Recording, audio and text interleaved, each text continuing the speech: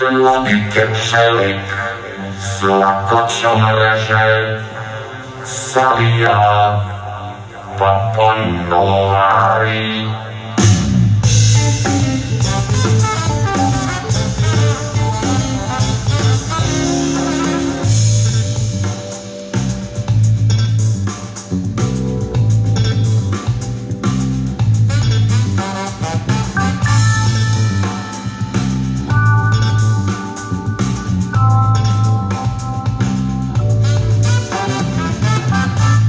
Lakše objasnio fabulu radnje ove numere, ispričat će jednu drevnu mongolsku basnu. Ko ima snage i živaca, taj polazan ratuje.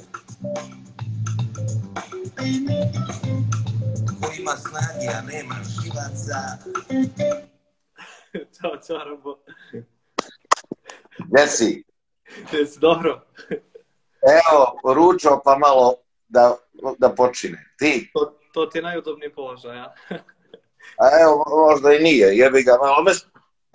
Evo ga sad je bolje, da. Gdje si? Evo, tu sam, nakon nedelju dana kao da nije ni prošlo nekako vrijeme, baš ono relativno. Kako je tebi bilo? Jesi spreman za koncert? Jesi spremio nešto novo ili kako već? Ništa nisam, samo smo te neke tepihe tamo birali za onaj prostor. Imao sam ja s basistom, sam malo šedao probavao i evo sad kad mi ovo završimo, čekaju me na probu. Taman da svarim ručak. Odlično, a ili hoćeš imati još neke velike probe ili uglavnom sve si spremio za koncert? No, nismo, kakvi nismo imali nikakve te probe. Znaš šta, napravit ću posebno sa nas troje kao ritam sekcija, gitara i ritam sekcija, napravit ću 2 probe i napravit ću još 4 sa bendom. I ne više, moraju muzičari malo gladni da budu svirke, znaš. Jasno. Jer to nisu ljudi, znaš, druga je pjesma ono kad si mlad pa nađu se u prostoriju pa svi drljaju jer u stvari niko ne zna svirat, pa onda svak u stvari vježba tu za sebe, a ovdje su ljudi koji su profi, koji svaki dan sviraju u velikoj su muzičkoj kondiciji i onda ako ih mnogo predrljaš, mnogo ih maltretiraš, onda su ispuvani na koncert. A ovako ako i na probama prekineš na svaku pjesmu napola, dobro je dobro, ajde Boga ti znamo ovu. Jasno, to ima smisla. Tataš, isto ko fudbaleri kad i trenira onaj, sve i trenira, ne da mu da puca nago i on kad izađe na utakmicu, evo, eto, to ti je to. Ok, to je baš dobra strategija, možda Da, ja znam, ja vjerujem da tako pripremaju i glumce za porno filmove, jel ne daju im da primirišu jedno mjesec dana, pa kad navali, onda, jeli, to je to. A kako će tako duže da traju u porno filmu? To se rešava tabletama onda, jel? Koje? Ne znam, nisam glumio u porno filmu nikad. Nisam ni režirao. Pisao sam do duše neka scenarija, ali tu ti je scenario manje više svaki isti. Prvo se nešto nađu pa razgovaraju, onda se šegaju. Nema tu, mislim... Jesu ti zanimljivi, gledaš li sad? Ne, nisam ih stvarno nikad gledao. Jesam napravio ja jedan video za pjesmu Moj skutere. Dobro. To je jedan dečko koji je tek završio režiju. Rekao sam mu uzmi od pornića, ga sastavi, ali nemoj niđe da bude bilo kakva scena seksa, nego samo ono dok razgovaraju. Dok se spremaju. Šingi bingi, naš razgovori, dobar dan gospođo, jeli. Njoj pukla guma od auta i donosi kaput na hemijsko čišćenje, znaš. Imaš te situacije, da. Da, odlično. Kako se zove? Ili tako baš već dugo spremaš ljude za koncert, mislim tvoju ekipu za koncert, ili ti je to samo za sad, mislim to sa malo vežbe? Ma nije, znaš šta, mi smo, kako ti kažem, mi smo zadnjih 10-ak godina u ovom sastavu, ajde dobro, basista je, ali opet i ovaj basista je svirao prije. Znači zadnjih 10 godina otprilike ista ekipa svira i oni to sve u pol dana, po noći sviraju, sad smo imali tu veliku pauzu da nismo svirali. I meni je baš ta velika pauza sad interesantna. I neću da ih izdrljam sad, razumiješ, sad kao ajde, upri, probaj. Jer i vjeruj mi, znaš, sad je bitno da su željni. To je bitno da vidimo, znaš, to neće moći da se živi od njih kad se uključimo. No, dobro. Dosta ljudi komentariše tvoje naočare, Rambo. Reci mi, šta je to tačno? Što ti pokušaš? Pa to su naočare, evo šta ja znam, to je od jelenskih rokova, jel? To je Domen Slana, umjetnik iz Slovenije, za mene napravio. Normalno one su s dioptrijom, tačno za mene, tako da ja s njima normalno čitam, gledam televiziju. Čitam sitne. Ozbiljno izgledaju fancy su baš. Pa ne bi ja mogao baš da kažem da su fancy su i koliko su i jelenski rogovi fancy, ajde da kažem da nisu, a šta ja znam, ne znam kako ti kažem. Inače da odmah ovi, kako se zove, da ovi vegani da znaju ovo od mrtvog jelena su rogovi, a ne od krivog, jel? Ako je to trebalo da ispriječi da kupe kartu, onda odmrto. Pa je. Da ne bude. Da se vratimo na Pornice, u pjesmi Epi Šizi koju sam baš pustio sad. Kaže, ko ima pamet i snage živaca, snima porno filmove. Jel to je dalje istina? Dobro, pa to je metafora, znaš, ljudi koji imaju u stvari, jer šta nedostaje u tom pamet, snaga, živci, šta nedostaje kao četvrto? Nedostaje etika, jel? Nedostaje etika, jel? Znači čovjek koji ima snagu, pamet i živce, a nema etike, jeli, to je to. I tu su porno filmovi, nisu uopšte kao porno filmovi, nego kao neka metafora za sve one prljave stvari, da. Pizdarije koje rade drugi ljudi, znaš, i kao uspješni su, bogati su i uspješni su, a u stvari daju guzice, mislim, izvini na izrazu, sve to metaforički,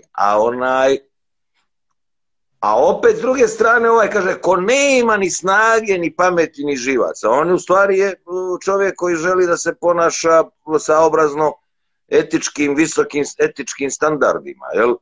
On je onda mora biti takav, da, eto. Nije, tu sam ja opleo i pjesnike, jel? Nisam ni njima odužan. Okej. To je baš pjesma koju baš sam razgovarao sa kolegom s posla, on isto vas pratio ovom prilikom da ga pozdravim, vjerovatno Ivo kolega, on je pominjao da je ta pjesma vjerovatno jedna od najdubljih vaših, sa najviše nekih. Pa dobro, moja drugarica jedna koja je doktorirala na klasičnim jezicima, to ti starogrčki, latinski, te stvari, ona je pjesmu prevela na starogrčki i na latinski. Imaš je kod mene u arhivu i ona kaže ovo je baš kao da je starogrčki, od starogrčkog filozofa tekst. I kaže, zaslužuje da bude na starogrčkom, pa možda se neko zajebe, jel, za 5-6 godina, pa mene strpa u starogrčke pjesnike, šta znam. Danas je to velika razlika, ali za 10-15 godina isti će biti moj, da li je 2000 godina prije nove ere ili poslije. Pa jeste, nije bitno uopšte. Dobro, nećemo možda da se smijemo tome, ali okej, šta znam. Šta da radiš? Krenuo sam po koncept, mislim treba da krenem po konceptu jer ovo sam bilo sve spontano, a to je da sam htio da te pitam, Rambo, o globalnom otopljavanju. Često pričaš o tome. Jesmo li blizu kraja, stvarno? Jel stvarno došli smo do tačke u kojoj nema više nazad, kao uopšte ljudi na planeti? Šta misliš? A nije, ne mislim da je tako. Mislim, znaš šta je, vidi, prvobitna zajednica, što se, mislim, ne govorimo o pojedincima, nego o ljudskom rodu. Znači, ljudski rod, prvobitna zajednica imala 1 milion ljudi. Tebi ne znam šta da se krene događati na planeti, koja vrsta zajebancije, pa sigurno, kako se zove, ako recimo se dogodi neko sranje, pa u 100 godina se smanji za duplo broj stanovnika. To što se smanjilo na duplo već će izazvati toliku paniku da će svak da motika oko kuće nešto da sadi, da se bori protiv globalnog otopljavanja. Biće ti ko zapali vatru, ubiće ga iz pištolja, razumiješ? Biće ekološki fašizam, neće smjet niko prnut, razumiješ? I onda će malo pomalo se stvari vraćati nazad. Kaki neko da upali auto ili kosilicu, nešto to će mu biti gore, no da je, razumiješ? Tako da ako krene nužda i ako krenu ljudi da umiru od globalnog otopljavanja i izumiru, kao reakcija na to bit će jedan velika ekološka diktatura, jel? Ekološki fašizam, koji će zapravo biti neki odbrambeni, isto kao žuti mravi koji napanu crni, tu nema ni jedan sad da kažeš da leži sa strane i sunča se, svi idu, ljuljaju, jel? Tako i to, ako baš dođe tako neka situacija, to ti je to, eto.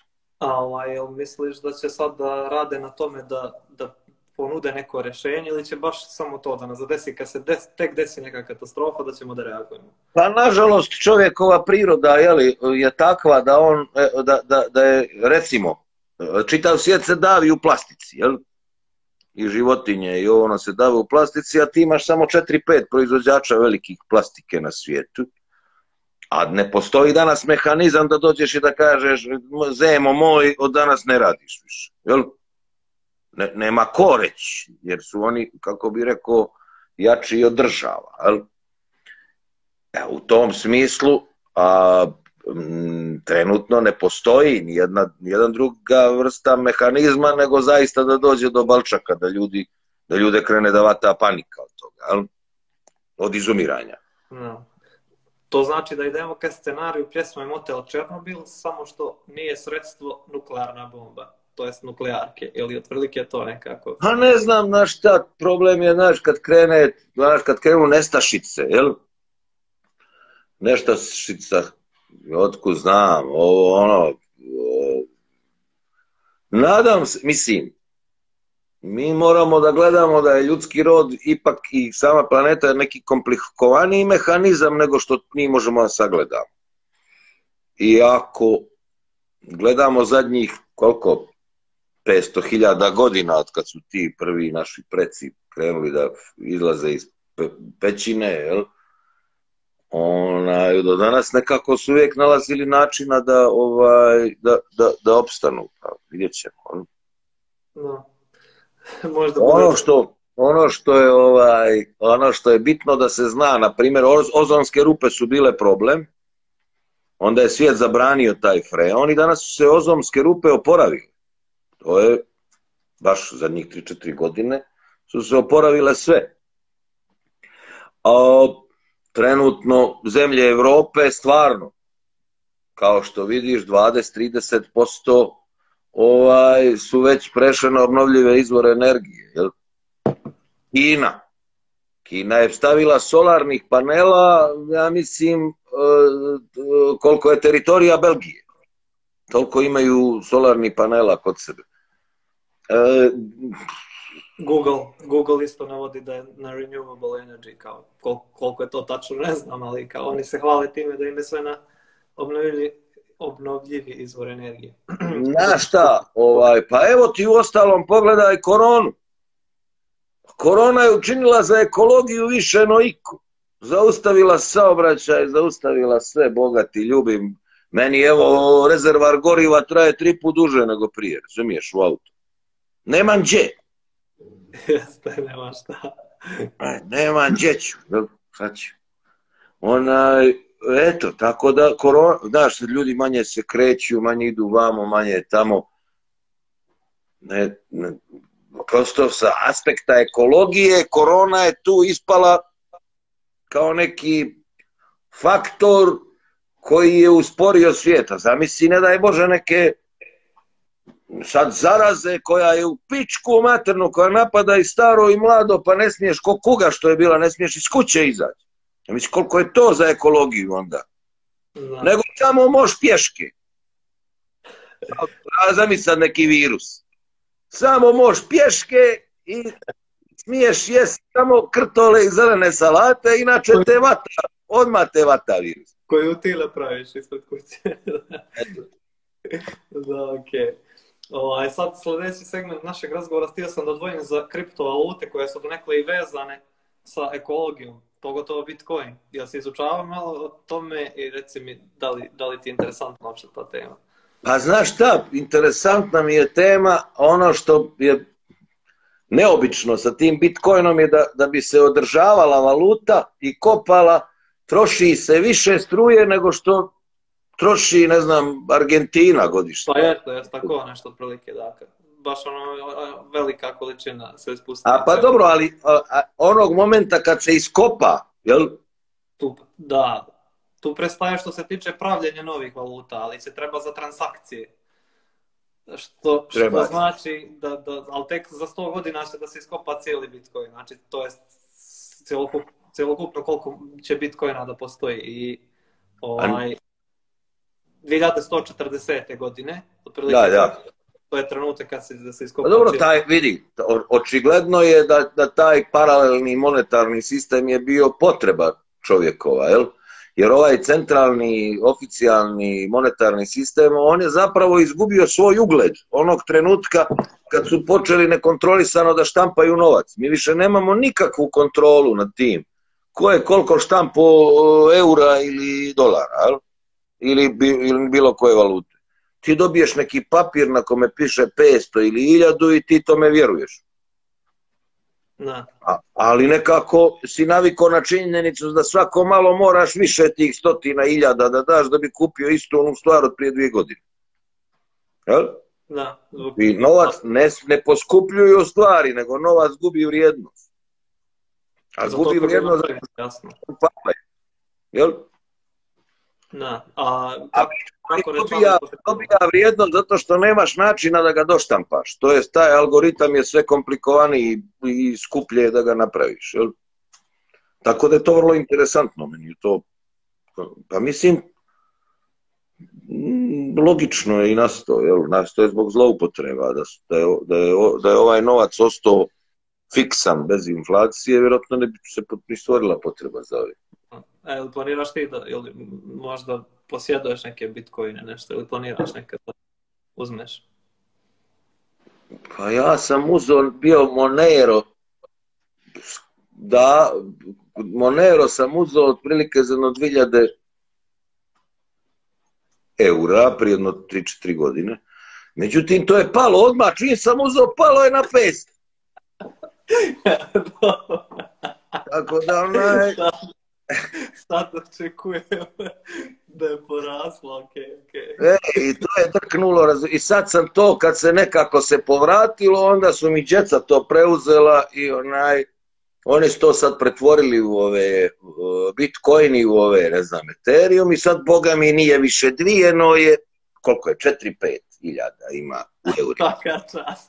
Međutim, ima jedna druga stvar, pazi, zamisli sad ovu situaciju. Svijet će biti pun siromašnih milionera. Zašto? Sad da ti objasnim zašto. Recimo imaš Bitcoin. Dobro. I imaš 1.000.000 eura u Bitcoinu. I sad gladan si, hoćeš da kupiš ljeba i paštete. Danas. Dobro. Ali ti je žao da načneš, jer znaš da će sutra to biti 2 miliona. Dobro. I onda gladan si, a sutra 2, a hoćemo li danas kupiti ljeba i paštete? Ne, jer će prek sutra biti 4 miliona. Tako će ljudi umirat od gladi, a bit će sve bogatiji i bogatiji, jer će im ovo sve više vrijediti svaki dan.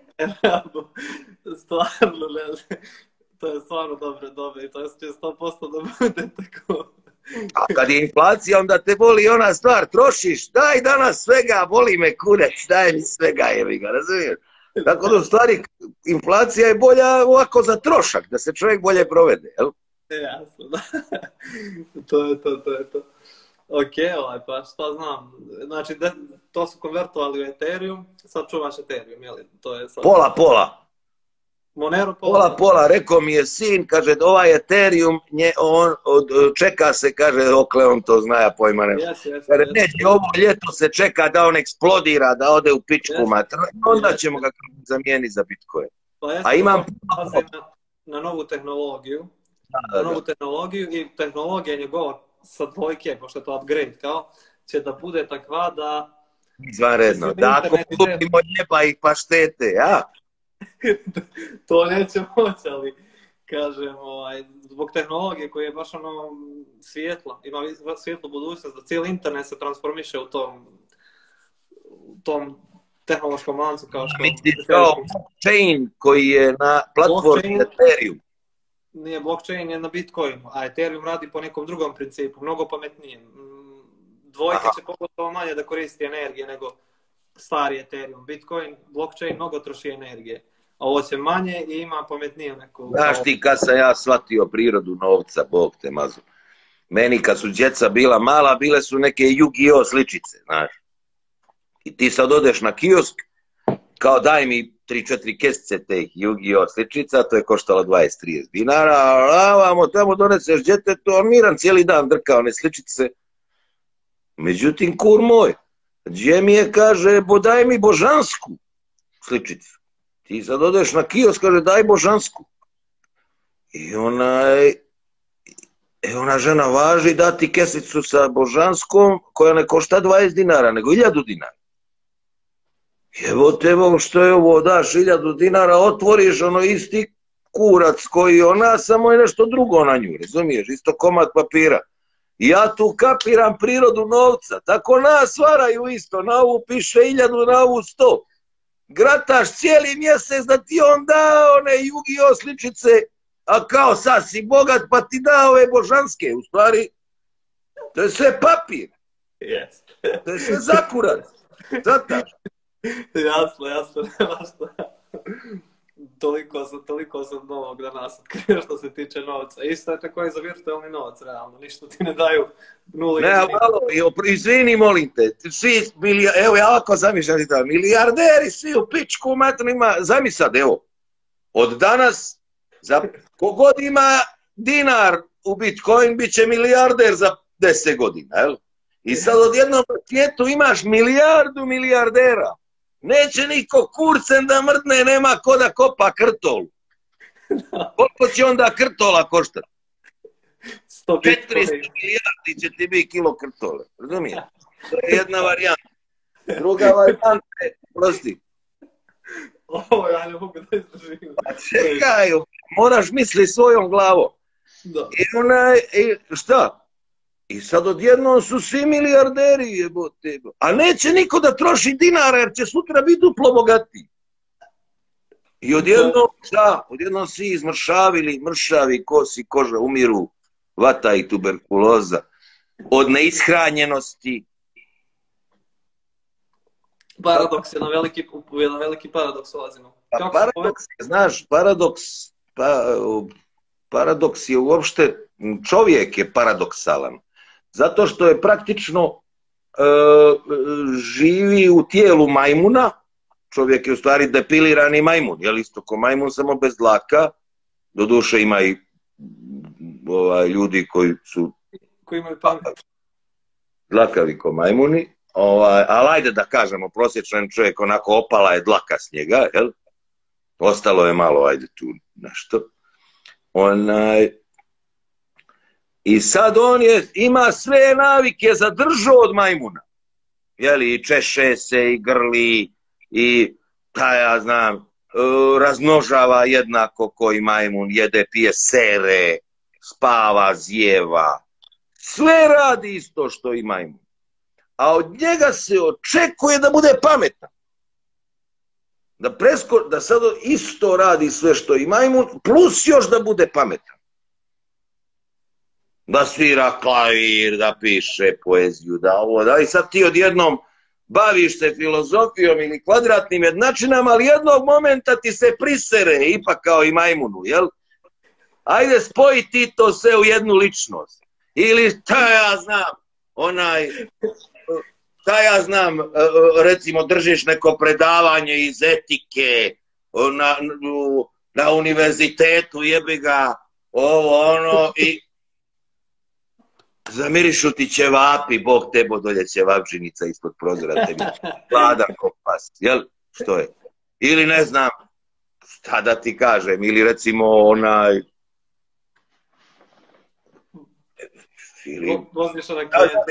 Ili onaj, tako, digne ti se bimbo u sred razgovora, jel? Jasno, nema šta. Pa šta će da preovlada na kraju? Šta će da preovlada? Pa to je, vidiš, to je velika borba između te pameti koju je čovjek evolucijom dobio i ovog ostalog. Znači, čovjek je sam po sebi paradoksalan. U tom smislu nam se paradoksi i događaju. Eto. To je dobra rečenica, nema šta. Kako su Rambo povezani? Jesu li povezani? To jest kako ti zamišljaš kriptovalute u komunizmu, na primjer, ili kapitalizmu? Kako bi se razlikovali? Ili način ophođenja prema njima? Ili bi imala neka razlika? Znaš šta,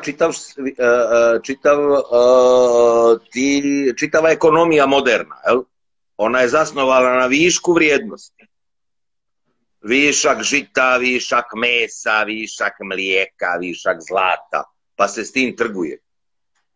Ali mnogo je drugčija situacija kad ti budeš imao 50 milijardi ljudi na svijetu i manjak proizvoda. Kako izgleda ekonomija u manjku proizvoda? Nema je. Ima ili tačkice ili čekaj ured ili neka vrsta prinude. Nešto, prinudni rad, neka zajebana situacija kad je manjak proizvoda. To je druga vrsta ekonomije. Jel? Da. Sad, kako kriptovalute će biti u tom sistemu? Pa, znaš, može ti se dogoditi od danas za 50 godina da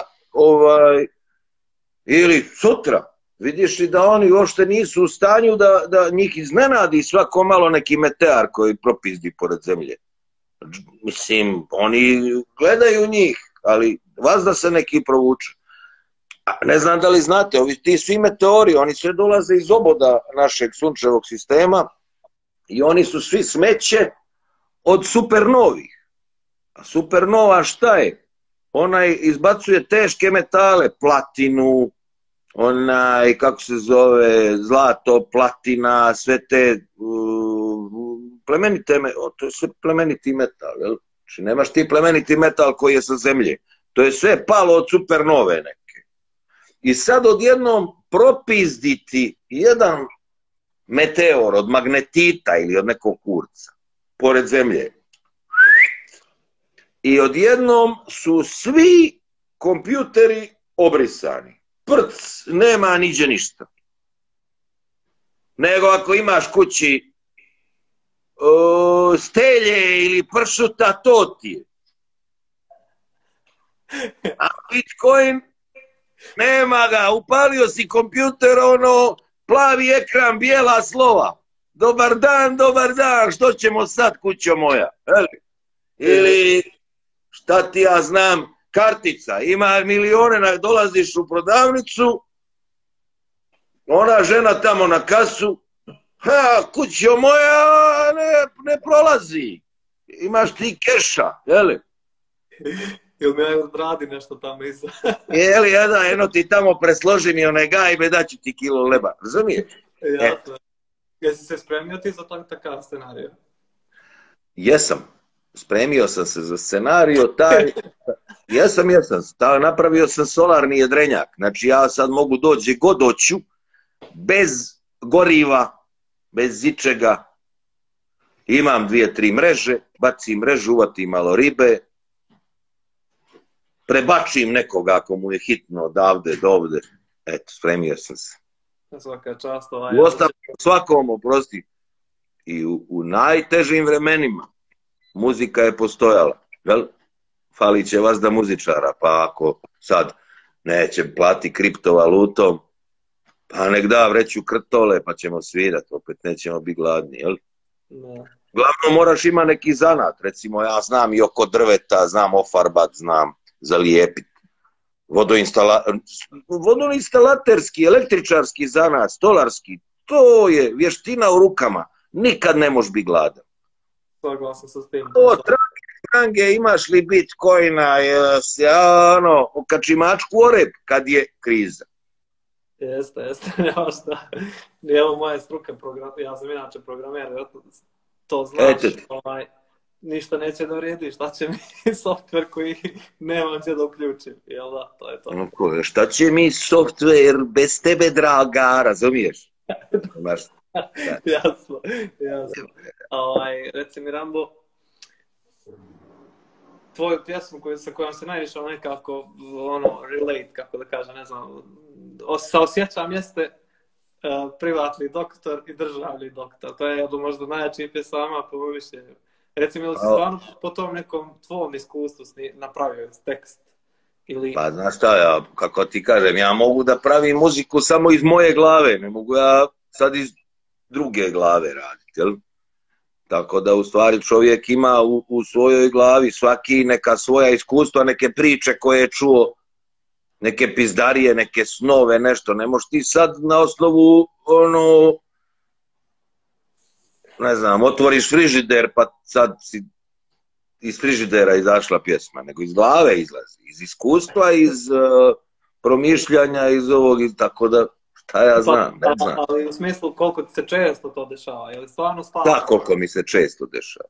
Pa pjesma, kad ideš kod privatnog doktora, pa poslije kod državnog, po second opinion, znaš. Vaš sjećaš se tvoje pjesmi, kad ideš kod privatnog doktora. U toj pjesmi, da, pa da ti kažem sad, izvini, sad sam bio, kad sam imao koronu, prvo sam sjedao doma 5-6 dana, pa kad sam vidio sam dobio temperaturu, otišao kod privatnog doktora. Šingi bingi, snimili oni pluća, ovo, sve fino sa mnom, cile mile, nije ti ništa, dadoše mi da pijem neke tablete. Vidim ja sutradan, nije mi bolje, zovem državnog doktora na telefon. On kaže, odmah mrš, tamo idi na infektivno, tamo redu 3 pičke matra, kaže, gdje ću tamo onaj red? Ne, kaže, idi i ja ti odem tamo, kako su me oni uvatili pod svoje, prc, aj ti u bolnicu, razumiješ, tamo odmah na infuziju, na pičke materne. Nema tamo ni, znaš, tamo nema ni onih finih pločica, ni onih medicinskih sestara što su malo, utegnute, pa sve. Nema toga, razumiješ? Nema cile mile. Ali jebi ga. Kad treba. Radi posao, Tako da je to. To je nekako može da se napravi razlika između kapitalizma i komunizma, kako funkcioniše. Pa znaš šta, u kapitalizmu je kako se zove, medicina biznis. Da. Ma tu šta? To više neko, a ti prepiše, on je više... U Ameriku, ja imam neke prijatelje u New York, nije nikad bio bolesan u životu. Šta god da mu je on ljulne tabletu, jer je skupo bi bolesan. Dobro, to je dobro skoro. To bi meni trebalo, pošto ja malo inače plašim više bolesti, da me opeku malo sa cijenom kad idem na pregled. To ti pričam, znači idi kod državno, ovjeri knjižicu i ljuljaj, Miki. I uglavnom radio sam i to, i uglavnom je bukvalno ono što si ti rekao u pjesmi, ali bukvalno. Znači, evo ti vizit karta, prvo što me pita je li imaš žensku, to je državni doktori pitaju, razumiješ zbog čega to je. Pa to je važno, znaš zašto te to pita državni doktor? Naročito ako ideš kod psihijatra ili nešto, zato što ako nema žensku udariti donja u gornju, razumiješ? Kako? Šta? Objasni malo više, to elaboriranje. Udari donja u gornju, hormoni, razumiješ, ti ako redovno nemaš seks, jel? Dobro. Onda se gomilaju hormoni, kapiraš? Dobro. Da mozak, da naša svijest zavisi tu direkt od hormona. Shvataš? Jasno, i mora. Čovjek drugčiji karakter, drugčije se ponaša, zavisno od toga kakvi su mu hormoni, jel? Jel tako? Evo ja sam sad bio tu, kad sam bio liječio se od korone, onda su mi davali neke kortikosteroide. Jebi ga, nemam pojma zašto. Ja sam, kad sam dobio te kortikosteroide, ja sam drugim očima gledao one medicinske sestre nego prije toga, razumiješ? Shvataš? U kojem smislu? Jel si... Pa ljepše su mi bile, ljepše su mi bile. To je jasno. Šta kaže ono na kraju? Kao drevni recept, jedi, pij, veseli se i na život poseri se. Ali možda to i dalje tvoj glavni motiv nekako? Pa dobro, to je, kako bi rekao, malo je to ironično, jel je? Život treba, naravno, znači, život treba volje, treba se veseliti, ali treba shvatiti da život, da lijepi život čine male stvari, mala veselja. Ljudi uglavnom teže nekim velikim ciljevima, onda zaborave da uživaju u tome da popiju kvalitetno, pojedu kvalitetno, druže se, zajebaju s ljudima. Shvataš? Nego sad streme nekim velikim ciljevima, prođe im život u velikoj ambiciji, patnji, gdje si bio, šta si radio, dostigo veliki cilj, a jesi ti nešto, kućo moja, s oproštenjem zguzio ili pojeo nešto, popio tašu vina, proveselio se. Kako je da to, je li si se stvarno, kad si napisao pjesmu godine kurcu prolaze, a ja još nikad nisam, ne dozvoli sudba kleta, suva, da ide na ne. Jesi stvarno se plašio nekad? Jesam, ja sam bio siguran, kad sam imao 17 godina, da sam nekim nesrećnim spletom okolnosti, ja jedini čovjek na planeti koji nikad neću vidjeti kako to izgleda. Da sam posljednji Mohikanac, što se kaže. Jasno. Stvarno to je kultna pjesma i dosta ljudi može da se saosjeti sa time. Pa eto vidiš, to je pjesma, kad možeš da se saosjetiš. Jeli? To je to. Ja prvi. Pozdravim trojicu koji mogu da se A koliko ih ima, ne zajebavaj. Kogod ga nije bitno, to je njegova himna. Eto. Čija himna? Svakoga ko nije ga prislonio. To je to. Neko je pitao, razgovarao sam sa drugarima, za tvoju operu Pasija Posteli. Planiraš li još neko klasično djelo da izvodiš opet? Pa i planiram, dobio sam i neke porudžbine nove na osnovu toga, biće. Kako je prošla prethodna, to je prva? Pa nije još prošla, još treba da imamo neka izvođenja. Kako?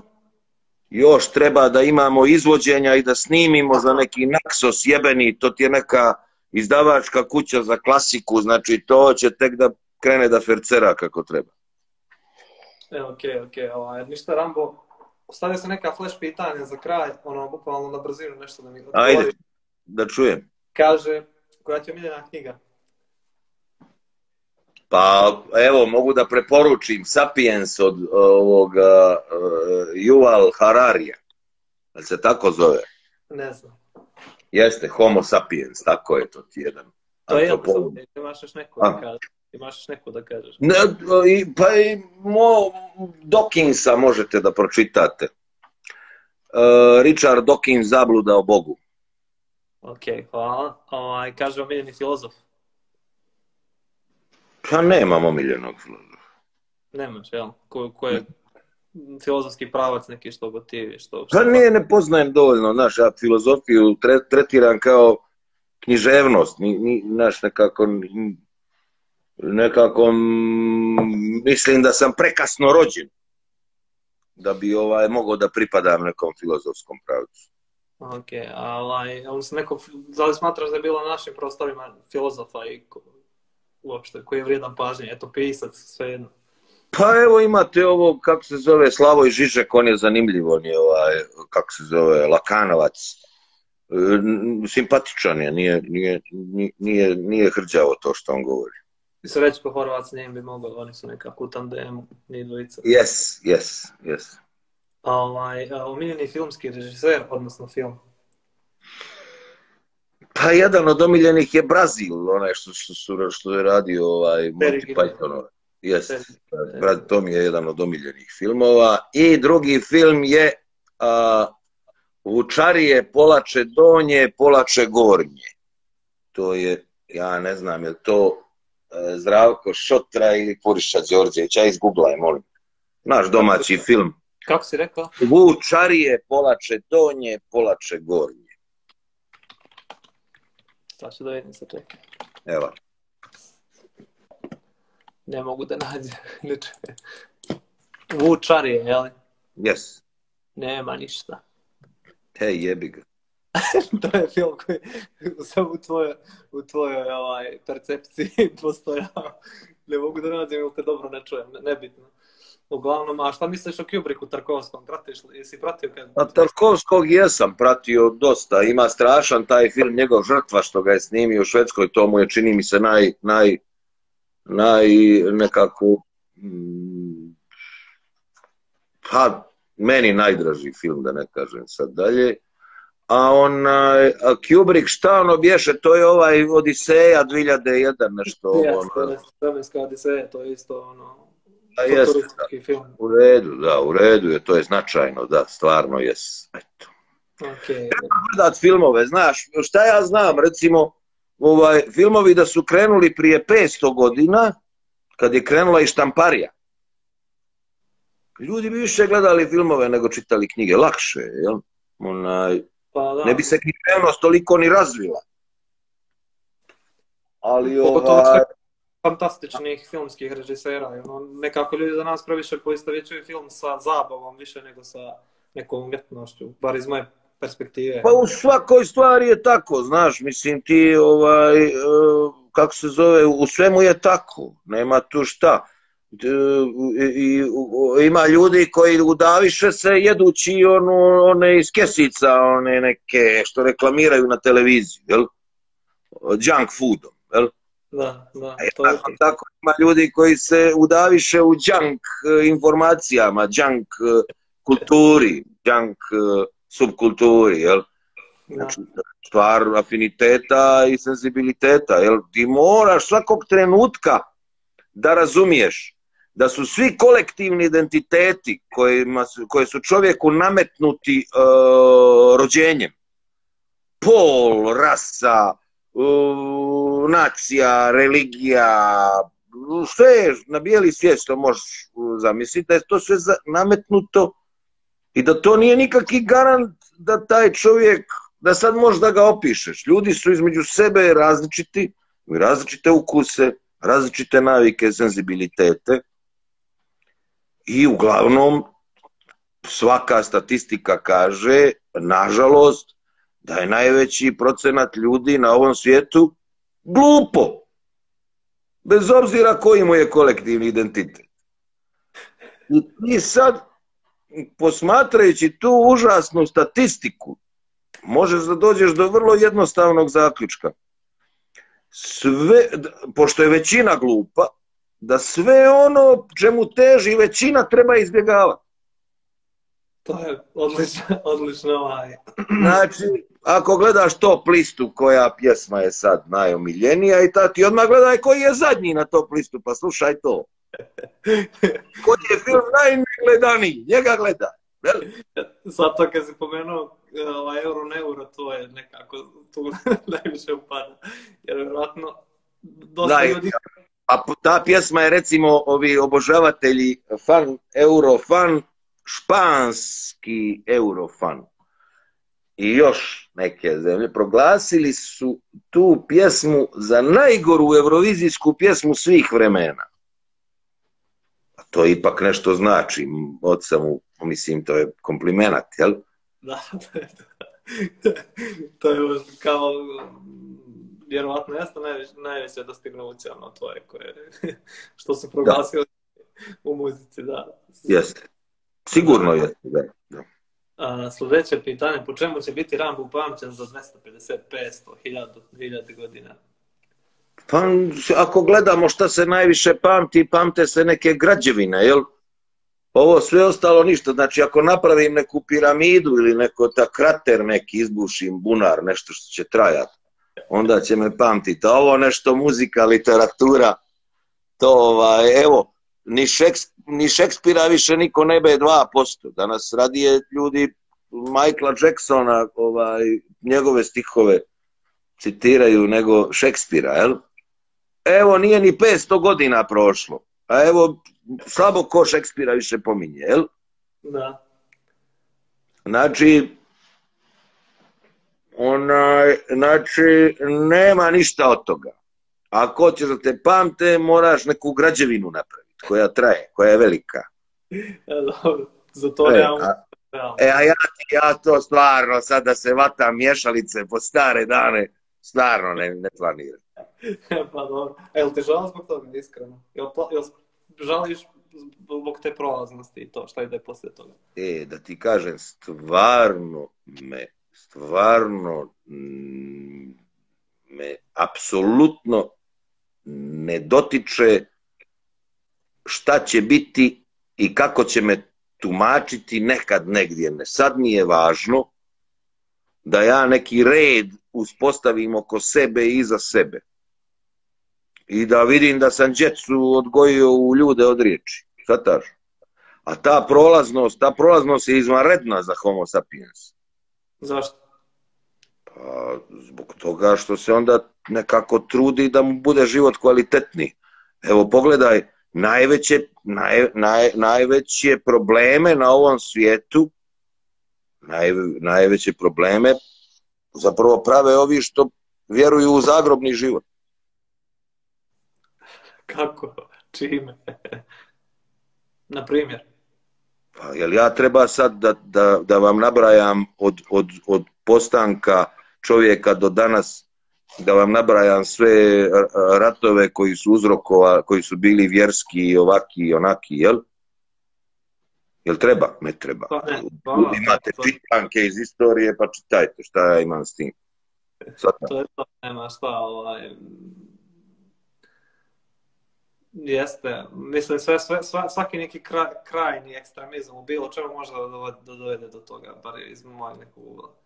U bilo čemu ako je čovjek ekstreman može da dovede do upisivanja u istorijski časopis, to jest u istorijsku knjigu. Halo? Halo?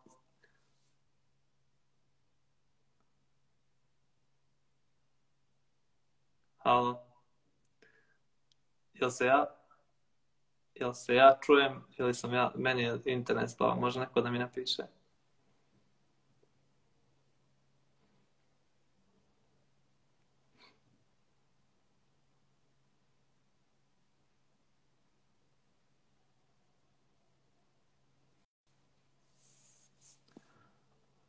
Do interneta, sačekat ćemo opet da ako se uključi može.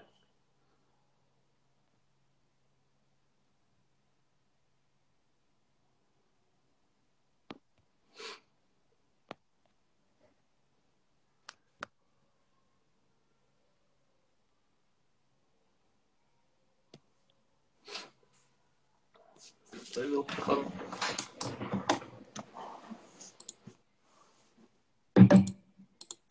Probate, vrati se, ovce tvoje, ne mogu bez tebe. Probane, vrati se, ovce tvoje, ne mogu bez tebe. Mislili smo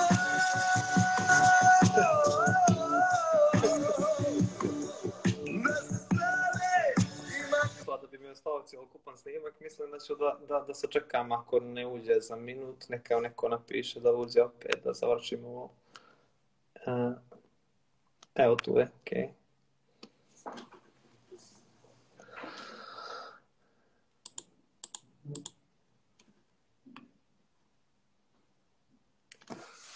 A ljudi, evo, tu sam, pustio sam baš prikladnu pjesmu za to što si nestao. Čobane, vrati se, tako da... Imam ti pjesama za svaku situaciju. Ne, to je to, mogu cijeli život da napravimo soundtrackove.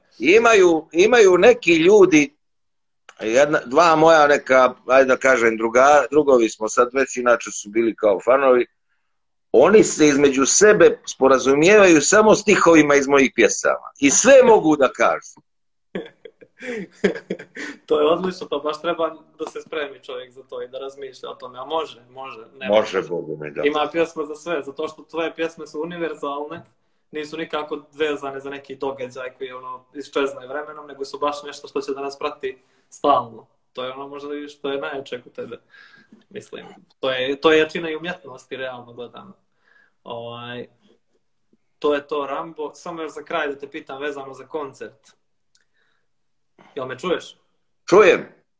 Ovako, znači 2010. koncert. U jednom trenutku si rekao ovo, znači moraš da me slušaš. Kažeš, upitao si publiku, ko je prvi put na moj koncert? I onda, ko je zadnji put na moj koncert? Kaže, dobro, manje ima ovi što su zadnji put. Kada uzmemo u obzir promjenljive statistike u fluktuaciji nadolazećih i odlazećih, čini mi se da možemo da računamo na neki natalitet publike. Razmnožavajte se i vaspitavajte djecu da slušaju moju muziku. To si rekao 2010. Pa me zanima šta misliš, da li je to neko poslušao tada i da je to konačno urodilo plodom, pa eto da kupi kartu za ovaj tvoj koncert. Kad sam ja snimio prvu ploču, bio je u telefonski imenik, bilo je, kako bi sad to rekao,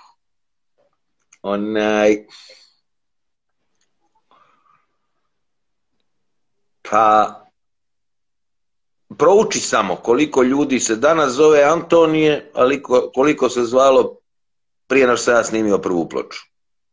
I vidjet ćeš da zapravo broj ljudi koji su, na primjer, to isto, evo, napravi anketu. Koliko se ljudi upoznalo i oženilo, koliko je bračnih parova koji su upoznali na moje koncerte? Sigurno. Ono što mogu sigurno da kažem, mogli su se upoznati, a sigurno nijesu činjeli one stvari uz moju muziku, jer ja takvu muziku ne pravim, jel, nego više ujutro za uz kafu, eto. Kad vidiš s kim si osvanuo, pa šibri kolibri u pičku. Pa dobro. Dobro, moram ići, ne mogu više. Moram ići na probu. Šta? Moraš ići? Pa to je to, završili smo. Pozdravi tamo, sve i dobro je, odlično. Hvala ti, Rambo, za razgovor. Nema što da kažem više, to je to. Odličan je bio i onaj prethodni. Istorijski trenutak za mene. Hvala još jednom, nema što. Divio, vas da se veselio, ajde. Hoću, samo što se tiče snimka, sekundu. Hoćeš ja ti pošaljem to da repoldaš na YouTube ili da spojim u jedan ili kako se, samo mi to reci. Pošalji mi ti na transfer to. Oba u jedan ili odvojeno?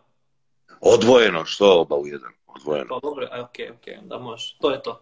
Važi, ajde čuvaj. Ajde, čao.